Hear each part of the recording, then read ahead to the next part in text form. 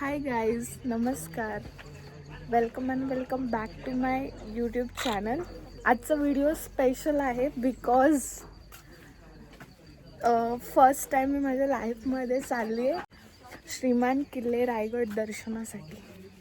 So what ever मी ते experience करेन ते तुमच्यासोबत शेअर करेन. Okay, so stay tune. So माझी गँग आहे माझ्यासोबत आणि आम्ही चाललो आहे रायगडाच्या दर्शनासाठी.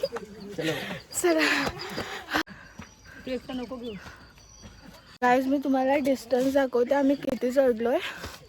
तर तिथून इथवर आणि आम्ही खूप दमलोय, बट तरी आज थांबायचं नाहीये.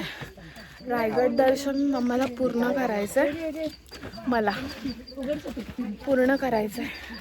जेव्हा हा व्ह्यू बघतोय ना तर बिलकुल थांबायचं मन करत नाहीये. आम्ही चाललोय आता, थांबायचं नाही. चला. तिकडे बघ. बोलते काय मला इथे दाखव, इथे दाखव. खाली तो असेल, मला तर तोच वाटतं. पण मध्ये मध्ये असं हे होतं रस्ता.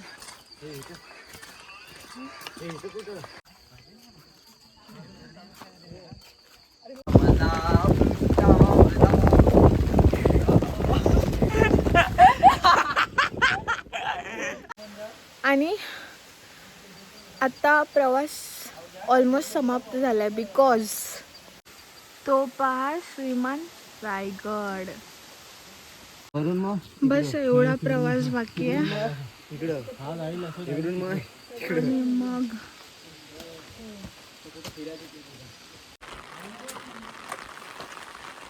आणि फायनली आम्ही खूप चढण करून म्हणजे खूप प्रवास करून इथपर्यंत पोचलोय.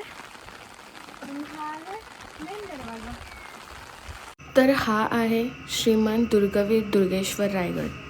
आज 352व्या राज्याभिषेक सोहळ्याच्या अगोदरच्या दिवशी मी भेट देते. हा तोच किल्ला आहे ज्याने आपल्या महाराजांचं अखंड आयुष्याच्या गाथा पाहिल्यात. त्यांचं चालणं पाहिलं आहे, त्यांचं बोलणं पाहिलं आहे. नवे नवे तर हा रायगड माझ्या राजाच्या जीवनाचा साथीदार आहे. खूप दिवसापासून एक गोष्ट मला खूप खटकत होती. ती म्हणजे मुळात राहणार रायगडचीच. माझा जन्म इथेच झाला. माझं पहिलीपासून अगदी 12वीपर्यंतचं शिक्षणसुद्धा इथेच झालं, म्हणजे रायगडमध्ये झालं. पण मी आयुष्यात रायगड एकदाही पाहिला नव्हता. माझ्या गावापासून अगदी 1 ते 1.5 तासाचा प्रवास आहे किल्ले रायगडसाठी. आणि असं नाही की मी कधी विचार केला नाही, पण माझे खूपदा प्लॅन होऊन ते मी कॅन्सल केले किंवा काही एक्सक्युजेस देऊन कॅन्सल केलेत.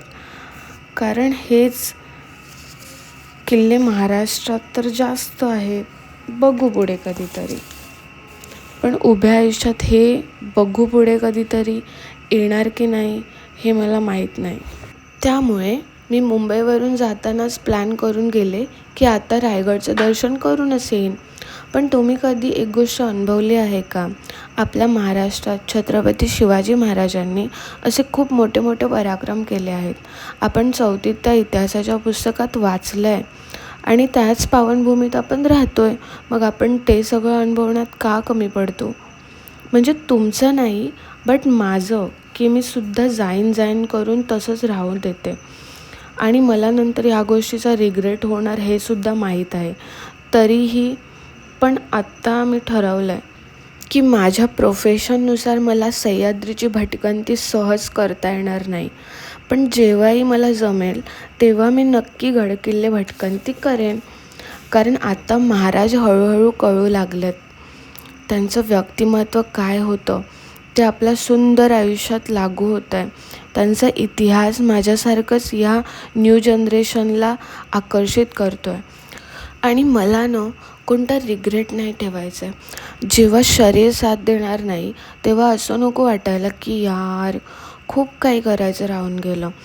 आणि खरं विचार करायला भाग पाडते ही गोष्ट की ज्यांचं इन्स्पिरेशन छत्रपती शिवाजी महाराज आहेत, छत्रपती संभाजी महाराज आहेत, त्यांनी खरंच आयुष्य सुरळीत जगायला शिकले असेल ना.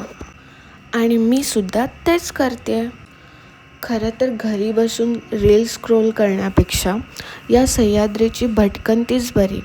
आणि गडावर चढताना दुखणारे पाय असोत किंवा गडावरून खाली उतरताना थरथरणारे शरीर असो, पण मनात समाधान तेव्हाच जेव्हा समजतं की आपण महाराजांचा इतिहास अनुभवला.